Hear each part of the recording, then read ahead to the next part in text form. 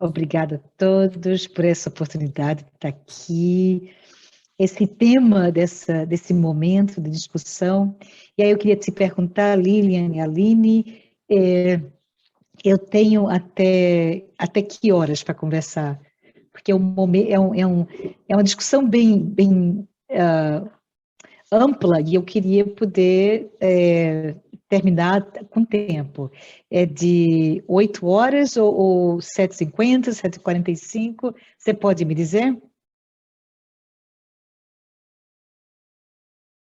8 horas. 8 horas. Então, qualquer coisa é só me falar. Obrigada. E esse, como eu estou falando, mostrando na tela, né, esse tema como foi dito, é o papel da vontade na reforma íntima. E aí a gente para um pouquinho para entender o que significa isso, né? Por que a gente está falando desse papel da vontade na reforma íntima e caímos na discussão de que a gente precisa começar por definir o que é a vontade e a partir dessa definição a gente vai começar a discutir alguns outros pontos delineados aqui. Bom, como a Aline e a Liliane falaram, meu nome é Márcia Trajano, eu sou trabalhadora espírita, eu morei em Atlanta, Geórgia, por 35 anos, depois de sair do Brasil, e recentemente me mudei para Nashville, em Tennessee. Trabalhei em várias funções que incluem a educação mediúnica, reforma íntima e palestras. E gostaria só de dizer assim, que enfatizar o porquê que a gente fala da reforma íntima. Reforma íntima é a base do meu engajamento, do meu carinho como trabalhadora numa casa espírita.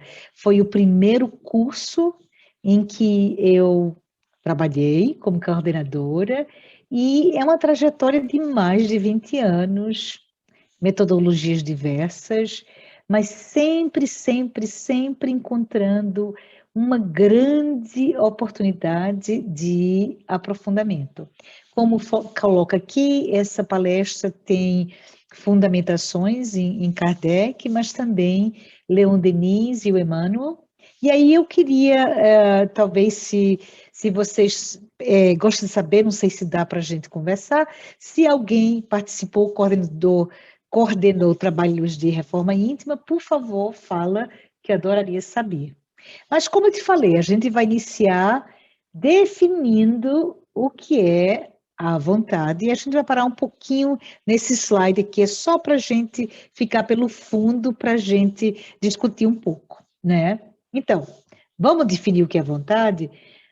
A vontade, como tem colocado aí, pode ser definida, na realidade, como um dos elementos mais sutis, mais complicados, para a gente se entender dentro do ser humano, pelo menos a princípio, né? Então, quando a gente para pensar isso, e a gente começa a discutir sobre a vontade, a gente começa a destrinchar essa questão e concorda, né, que ela, a vontade, faz parte do nosso ser humano, na condição de ser humano, da nossa constituição humana. E aí, quando a gente diz constituição, a gente se refere aos vários corpos nosso, o corpo físico, corpo emocional, né? E especificamente a gente olha dentro disso, do corpo espiritual, perispiritual, mental, físico e emocional, onde que fica a vontade? Bom, a gente para, não, né? Vai, coça a cabeça, começa a pensar onde está a vontade, e então a gente pode parar nessa discussão, nessa tentativa de definição da vontade e vai então para uma talvez definição mais fácil de se entender, que é olhar nas coisas mais concretas da nossa vida, mais materiais, mais práticas. Por quê? Porque elas são mais perceptíveis e de uma forma bem até lírica, a gente pode dizer para nós que somos espíritas, a gente pode pensar, eles são como ecos do nosso mundo, né? O lado sutil das definições em que no nosso mundo material a gente tem esse eco de lá para cá. Então, como eu te falei, é difícil, especialmente para as pessoas que são materialistas, não são espíritas, de entender esse lado mais sutil. A gente então vamos, né, olhar para o lado mais material, mais denso e ver isso. A vontade, né, definindo, na realidade é a causa mais poderosa de tudo que acontece e que age no nosso universo. E aí a gente podia falar de coisas que são teóricas, filosóficas, tipo o mito do rei Arthur, né, em que ele fala que a espada do rei Arthur, se lembra dos livros, até mesmo filmes em quadrinhos da Disney, que o rei Arthur ele pega aquela espada e aí ele tira, e a espada simboliza exatamente a vontade dele, do rei Arthur. Aquele era dito na época medieval, né, que aquele que tem vontade espiritual é quem é o rei. É aquele que reina sobre a vontade entre fazer o bem, a vontade de servir e a vontade de se melhorar. Então, para nós, é importante refletir que, em definindo essa palavrinha vontade, a gente começa a entender que é o nosso poder mais divino, é o que nos coloca mais perto de Deus como ser humano, como ser numa experiência material de encarnação, né? E aí, se a gente começou a falar de Rei Arthur, a gente pode falar de outras referências só para a gente ter um pouquinho disso.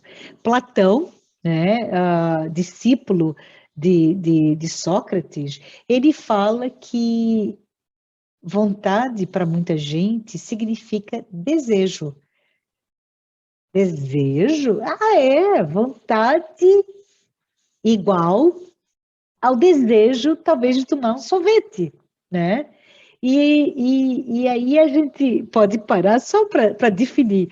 Quando eu falo de eu quero tomar sorvete, desejo, né? Eu não estou falando aqui, eu tenho desejo quando tiver condições, tempo, dinheiro, etc. Um dia eu vou tomar cerveja. Quando eu falo eu tenho vontade de tomar cerveja, eu diz, se eu quero tomar cerveja, tomar sorvete, eu vou tomar sorvete ou não,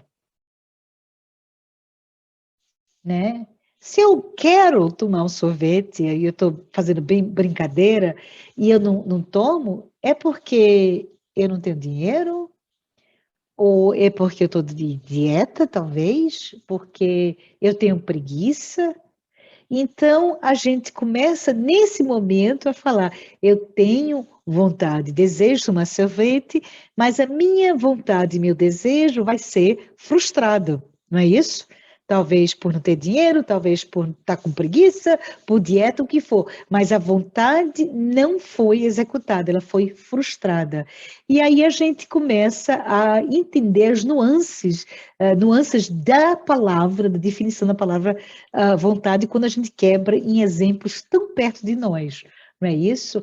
Quando a gente tem a força, né, ênfase na palavra força, a força de vontade, a gente consegue atingir os objetivos, né? E A confusão que muitos de nós temos, talvez, é porque quando a gente fala força, a gente pensa em esforço, né? Mas é força porque é determinação. Então, quando a gente fala nisso, a gente está começando a entender que a vontade está dentro de nós. E a força de vontade é o que está dentro de nós que catapulta, que alcança os objetivos, seja ele talvez tomar sorvete ou não. Então, quando a gente começa a pensar nisso, a gente talvez pensa também nos tipos de forças que estão em nós, né? Quais são elas? Paixão, obstinação, a força da ira, da cólera, da raiva. Então, é interessante nesse momento a gente também começar a pensar em que, na realidade, vontade poderia ser entendida como uma força de explosão, mas não é. A vontade é algo que, ao contrário, é lúcido, é algo que é perseverante, que é duradouro, que chega ao nosso objetivo que temos para nós mesmos. Ela é, portanto, parte da nossa consciência. E consciência é a ligação, né, do nosso divino dentro de nós, que é o nosso consciente. Então, é interessante se a gente continua nessa linha de discussão que culturalmente, estou falando aqui, talvez na cultura ocidental, né, das Américas, na Europa, etc., a gente pensa que hoje em dia, nessa década em que vivemos hoje, vemos talvez uma cultura de que procuramos sempre, através da lei do menor esforço, de querer o máximo pelo menor investimento de energia, não é isso? Então, podemos até pensar, será que culturalmente estamos hoje, não ontem, hoje, começando a gerar pessoas, seres humanos, espíritos encarnados, que na realidade se tornaram espíritos preguiçosos, onde a sua força só é vista quando explode, eclode em ira, ou, ou não, ou por outro lado é passivo. E é importante para mim, para vocês, a gente começar a realmente refletir, porque essa questão da vontade é uma em que a gente percebe que a vontade está dentro de nós e que através dessa força, dessa energia, é que a gente pode construir quem nós queremos ser, né? Parando para um exemplo pequenininho do alpinista, né? Sabe quem é o alpinista? Aquele que está indo na montanha. E aí, vamos dizer, um alpinista, ele está lá no monte, e aí ele joga uma corda para cima, e quando ele joga para cima para subir, ele precisa que aquela corda esteja fingado, né? E que ele também tenha todos os seus instrumentos para poder se preparar para subir com sua força, com sua perseverança até chegar ao próximo passo. Se a gente pensa nisso, e é interessante, na série psicológica, né, que o Divaldo Franco psicografou da Joana de Ângeles, essa imagem é vista em vários dos seus livros, essa questão da conquista dos nossos passos, dessa evolução que nós temos em nossa vida. Então, na visão do alpinista, ele precisa fincar, testar, ele está com seus instrumentos, e aí, dentro da sua perseverança, da sua constância, ele se eleva. E essa decisão, em que campo o corpo está? é no corpo mental. Mas a perseverança, o esforço do alpinista reside no corpo físico. Por exemplo, eu, na minha idade, sem nunca ter ido para o Monte Everest, com toda a minha força mental, se eu for lá, sem um preparo físico, eu não consigo subir. É ou não é? Então, é nesse sentido que existe um acoplamento de onde a vontade está, que vai além do corpo mental, mas também vai no corpo físico. E aí se a gente for pensar, né, no alpinista, a gente começa a ver essa imagenzinha de que o alpinista, ele pode ir subir em vários caminhos, não é? Ele leva a corda e ele finca, e aí ele pode ir reto, ou mais para a esquerda, mais para a direita, até chegar lá. Uma coisa que ele não pode deixar de fazer é entender, confirmar que o seu objetivo, que é lá para cima, está firme, está pautado e que a corda vai ser um instrumento para ele subir. Se esse alpinista estiver subindo a montanha e pensando, meu Deus do céu, a corda vai cair, se essa pessoa duvida de que está lá no seu objetivo, essa pessoa não sobe o monte. Né? Então, nesse exemplozinho do alpinista, a gente começa a ver, e foi interessante, porque a Lilian falou um pouquinho, né, da leitura anterior sobre a fé. Né? E o contrário da fé é a dúvida. Então, se a gente olha que se estamos nós, na metáfora do alpinista, se somos essa pessoa que estamos querendo alcançar um objetivo X, se eu duvido que esse objetivo X está alcançável, porque o instrumento dele, minha corda, não está fincada, eu não subo, eu não consigo chegar lá. Né? Por exemplo, a gente indo para outro exemplo, se, por exemplo, o Einstein, toda a sua brilhante carreira como físico, no meio dela estivesse duvidando, ou seja, não tendo confiança ou fé na sua decisão, se ele no meio do seu trabalho, por exemplo, do seu trabalho teórico, ficasse pensando, será que eu deveria ser físico, ou biólogo, ou músico? Eu duvido muito que ele teria alcançado o que ele conseguiu nessa vida agora, né?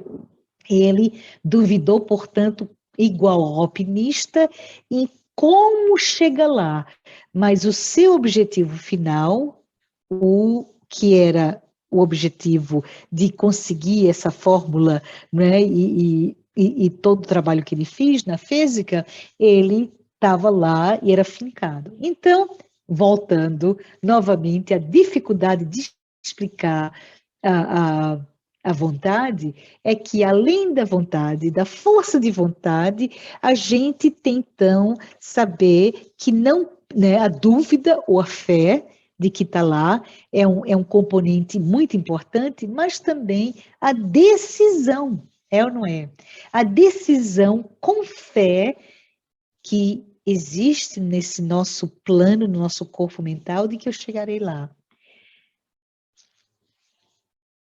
Dentro, se a gente puder pensar um pouco da justiça divina, na questão da fraternidade,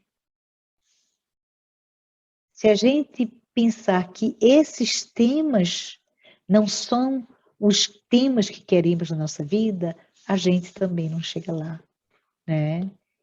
Então, é nesse sentido que vem essa ideia de que dentro da vontade que é importante a gente entender quais são os nossos objetivos, o que é que podemos e que deveríamos fazer, né?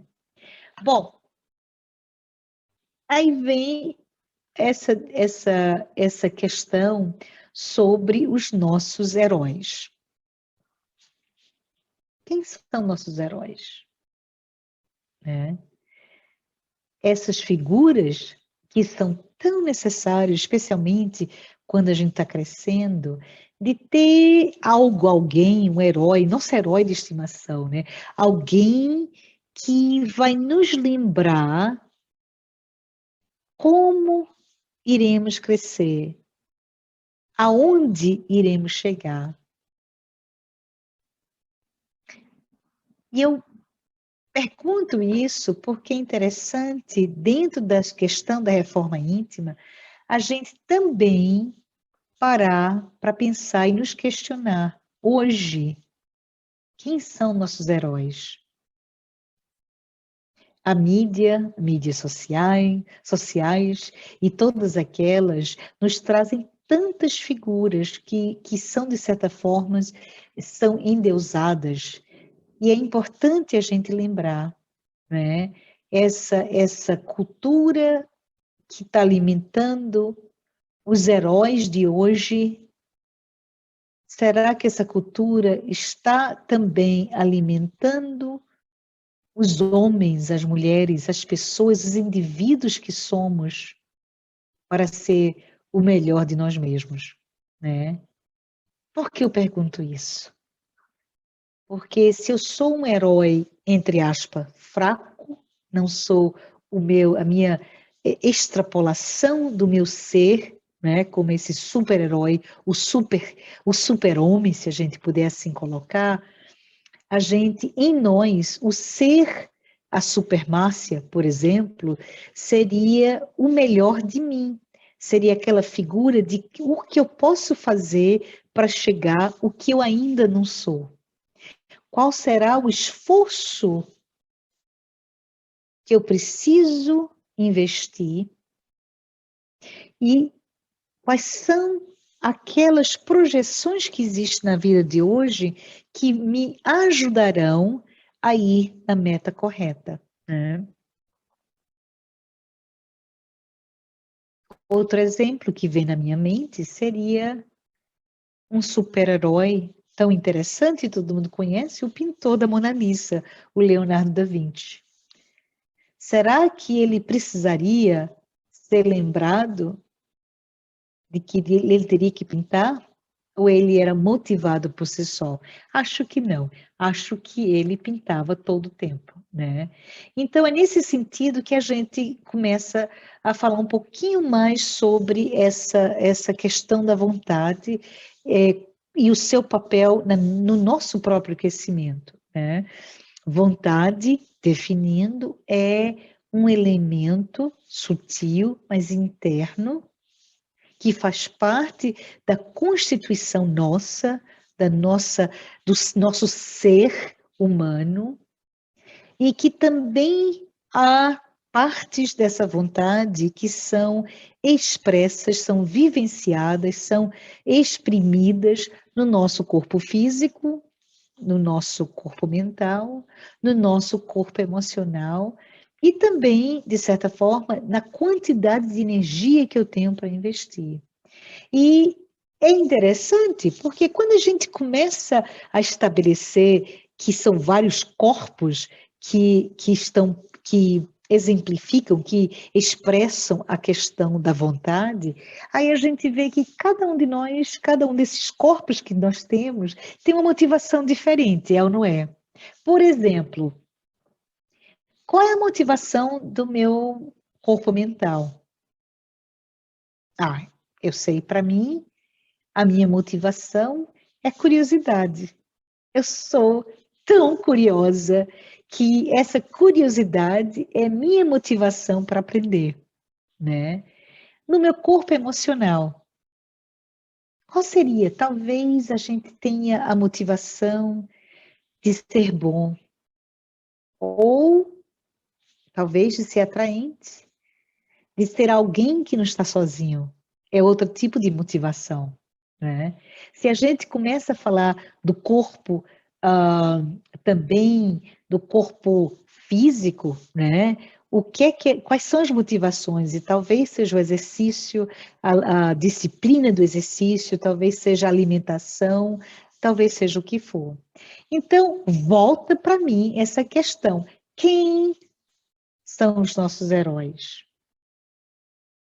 Qual seria, por exemplo, se a gente tivesse alguém feito, não sei, Joana d'Arc, né? A Joana d'Arc, sua mente, as suas motivações, seria que ela fosse talvez curiosa sobre a guerra, se torna guerreira, né? Seria que, estou só pensando aqui, tá? Seria que a motivação do seu corpo emocional, a questão da humilhação, ou seria algo mais sutil para ela? Então, é interessante a gente tentar, dentro dessa jornada do conhecer a si mesmo, que é a jornada da reforma íntima, que é a jornada da transformação íntima, da gente também começar a ver em todo o objetivo que temos, se olharmos nessas múltiplas dimensões que são as motivações da nossa vontade, dos nossos corpos físicos, né? Então, se a gente começa a olhar um pouquinho, a gente pergunta nessa frase tão linda, né, do Leon Denis, que vem do seu livro O Problema do Ser, o Destino da Dor, a gente começa a nos lembrar da questão de dentro do corpo emocional, né? Não sei se vocês se lembram que eu falei do corpo emocional, né? Qual que seria a minha motivação? De não querer estar sozinha, de não querer estar sem alguém perto de mim, de não querer estar triste. Tudo isso são expressões da nossa emoção. Então, é importante a gente pensar bem gentilmente. Como é que está a empolgação do meu corpo emocional? E como é que ela se reverte nessa área, nesse ambiente que é o lado meu mental, né? E é interessante a gente lembrar ou refletir que essa questão tão sutil chamada vontade é algo silencioso, é ou não é? E que essa motivação é realmente interna, é uma motivação que supera todas as coisas, todos os obstáculos que temos em nossa vida. Então, dessa forma é que a gente entende que a vontade significa poder, significa fé, significa determinação, significa que nada que está entre nós é realmente um obstáculo, porque nos tornamos realmente nós mesmos os nossos super-heróis. Tudo que existe dentro de nós, né, que faz parte desse contexto nosso, é o que vai nos levar da nossa própria jornada, que é essa transformação íntima, para nossa maturidade, para nossa evolução. Então, nesse sentido, é que a gente pode dizer que a vontade é o fator que sintetiza todas as nossas potencialidades e é o elemento que canaliza todas as nossas emoções. E isso é muito bonito para mim, porque muitos de nós passamos a vida distraídos, é ou não é?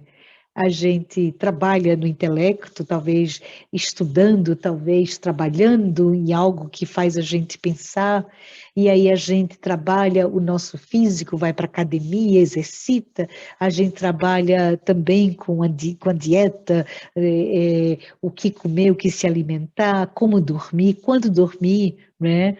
E a gente também trabalha no lado da emoção, nos querendo fazer bem, e a gente perde de entender que está tudo junto, né? E que se temos todas as condições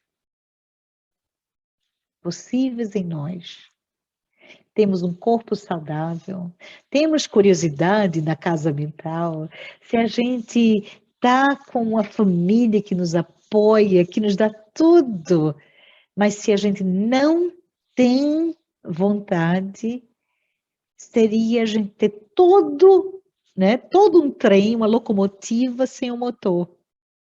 A gente está com os trilhos do trem, a gente tem o calendário de entrega, a gente tem tudo pronto, mas não tem um motor que vai levar aonde a gente deve sair. E é nesse sentido que a gente pode dizer vontade é força e é a vontade que vai levar, vai ser catapulta, o fator de catapulta para o nosso movimento, para nós atingirmos o gol da nossa vida, né? Eu falei um pouquinho, bem rapidamente, sobre a cultura, né? A cultura, especialmente, estou falando da cultura ocidental, a cultura atual. O que é essa cultura de hoje? Né? Estamos inseridas, vocês na Flórida, eu do Tennessee, estamos nos Estados Unidos, a maioria de nós é brasileira, porque a língua que estamos falando é o português, é ou não é? E a gente vê que na nossa cultura é o que é? Cultura ocidental, individualista, consumista, capitalista, é ou não é? E, infelizmente, inserida num contexto de massificação de ideias que não leva ou distrai-nos para a construção do nosso ser melhor, né? E aí a gente tem que ver, né? O que são, temos que refletir, quais são as áreas que vão nos determinar. Eu estou brincando, tá? Mas eu sou aquela pessoa, filho de um bilionário, que tem a melhor educação, que tem tudo e não faço nada? Ou eu sou aquela pessoa que não tenho nada, que eu não tenho um lar, que eu não tenho uma família, que está tudo errado e mesmo assim eu consigo porque eu encontrei em mim essa vontade. E é nesse sentido que a vontade é algo brilhante, maravilhoso e algo que a gente só tem que admirar. Bom, vamos falar um pouquinho, né? Já estamos com apenas 20 minutos, para falar um pouquinho sobre essa questão da educação do nosso eu, essa reforma do nosso eu, né? O que é educar? Educar é trabalhar o que nós temos de uma maneira bem instintual, né? O nosso lado básico.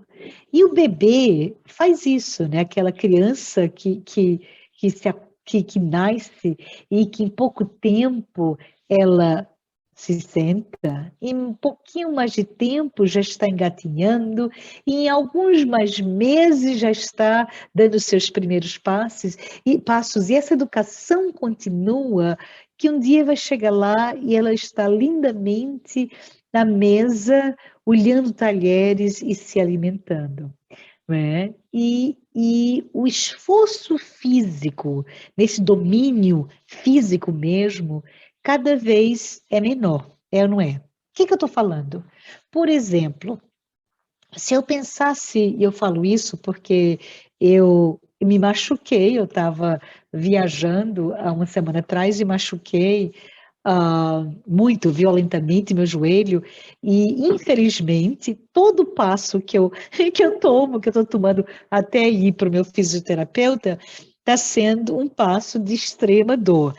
Mas se eu não tivesse, eu não estaria pensando no meu joelho, é ou não é?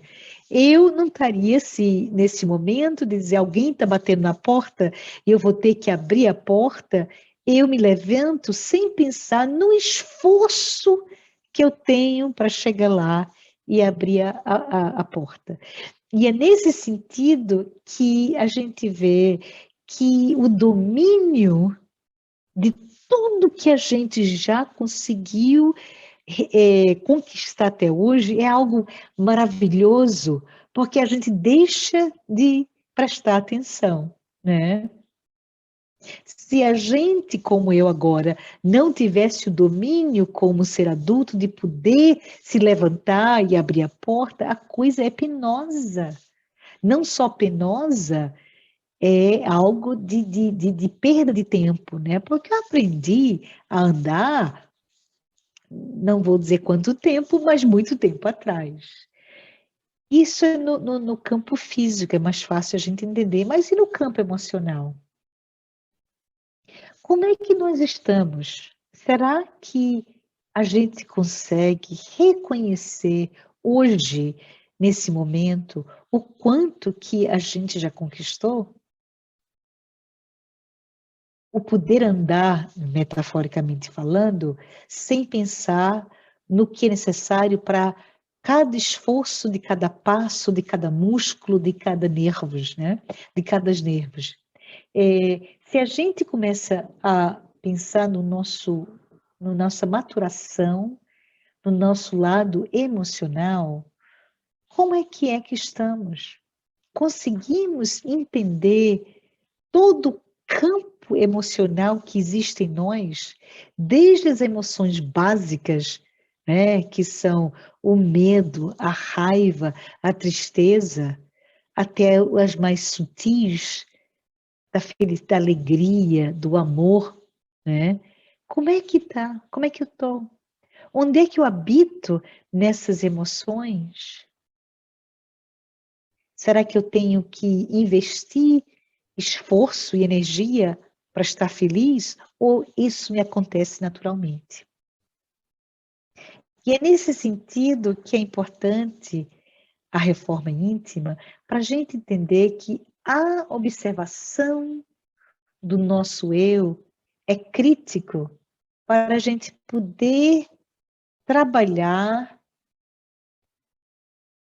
na educação e talvez também na desidentificação. O que é isso que eu estou falando? Eu estou falando, né, como é que nós estamos, nós espíritas, nessa questão da nossa identidade.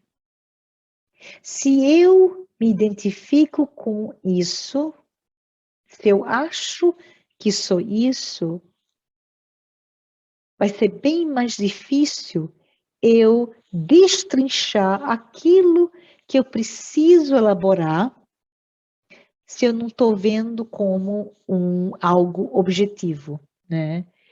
Quando a gente consegue dizer, né, eu estou olhando para mim, eu sou aqui olhando para mim mesmo.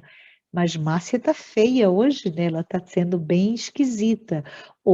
Mas Márcia está tendo esse tipo de atitude que não é legal. Se eu consigo não mais estar tão identificada com isso que eu disse, não, sou eu, a gente começa a poder entender e poder entrar num caminho bem mais fácil de fazer a nossa reforma íntima.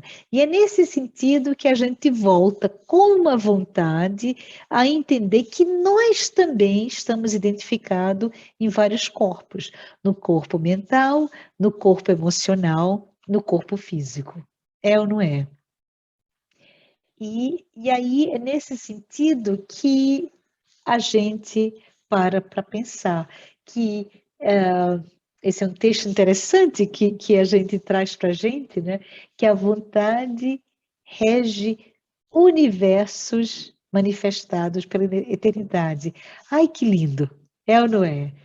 Então, quando a gente fala isso, essa questão do estar entusiasmado, de estar empolgado, a gente talvez pensa sobre esse momento em que a gente sente a presença do divino em nós mesmos, a presença de Deus dentro de nós, né? Por exemplo, outro exemplo, será que o grande Mozart, o grande músico, um dia acordou e disse: ai, não gosto mais de música. E como é que a gente está em nós? O que está em nós? E cada um de nós tem um universo tão diferente. O que está na nossa empolgação? Seja música, seja o querer fazer o bem da humanidade, a beleza da humanidade. O que está em nós? O que nos empolga, né? E é importante se a gente começa a voltar àquela metáfora do alpinista.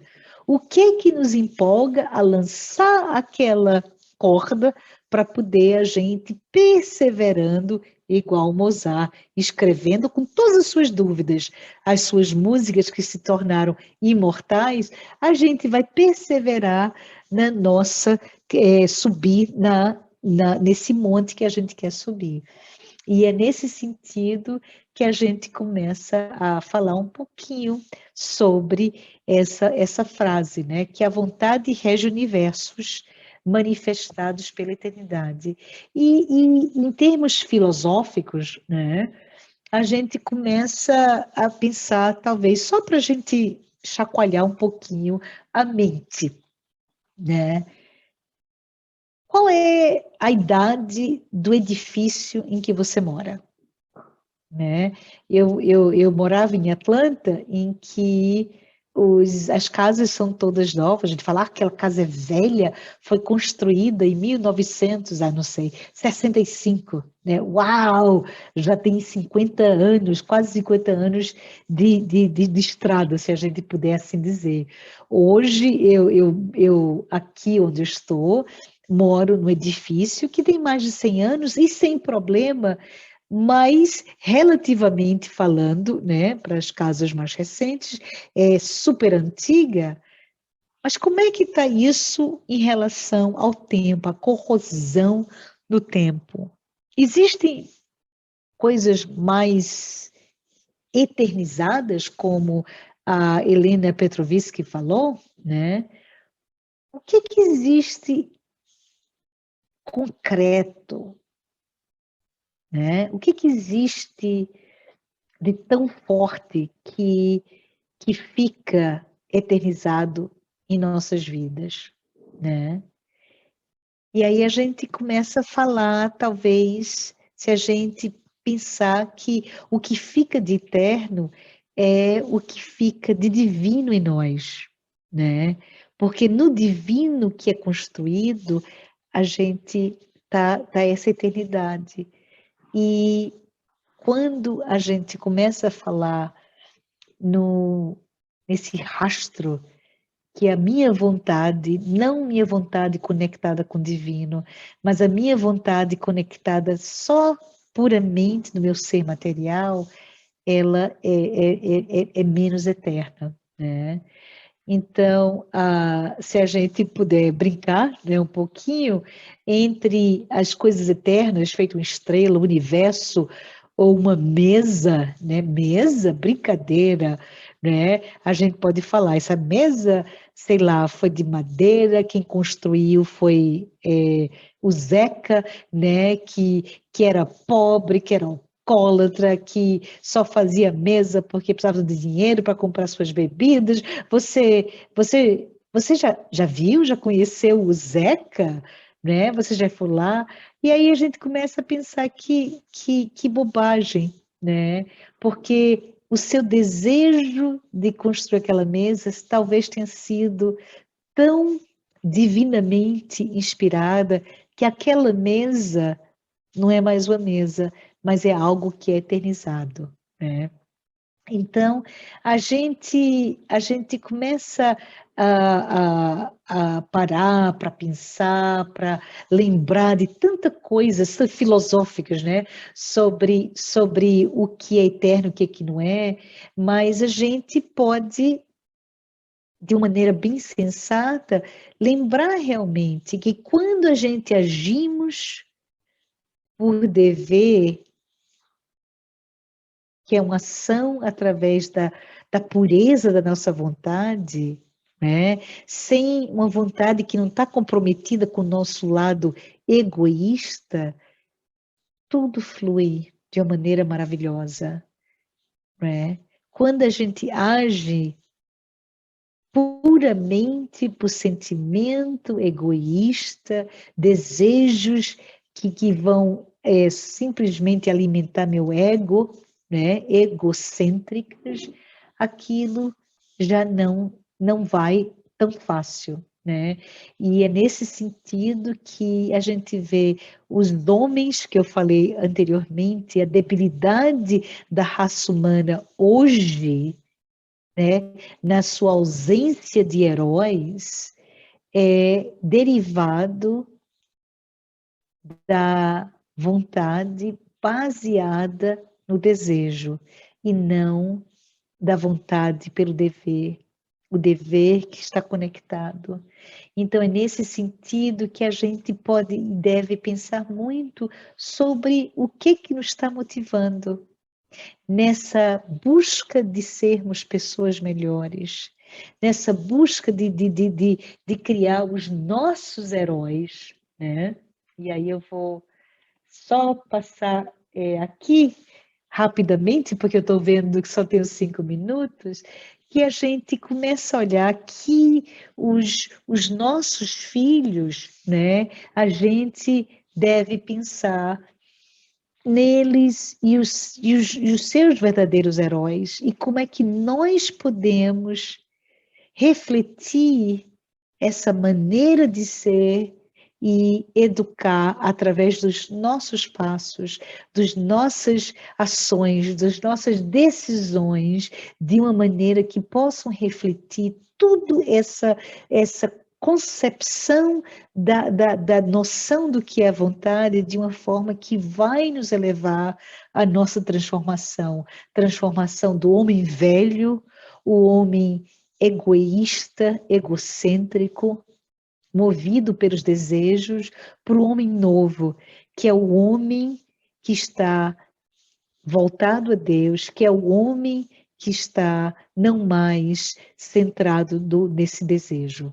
E é nesse sentido que eu digo para todos nós, vamos olhar a vontade como o nosso superpoder e dessa maneira poder ensinar para os nossos filhos, nossos sobrinhos, nossos netos, nossos alunos, a todos eles, essa questão tão bonita que é o que é tudo que a gente tem em nós, nos nossos corpos físicos, mentais, emocionais, que estão a motivação da nossa vontade para o crescer, para ser melhor, para ser o homem novo.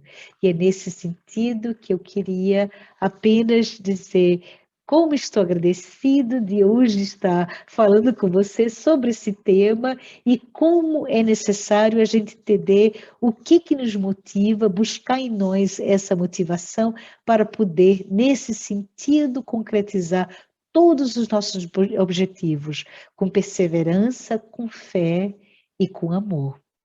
Obrigada, gente.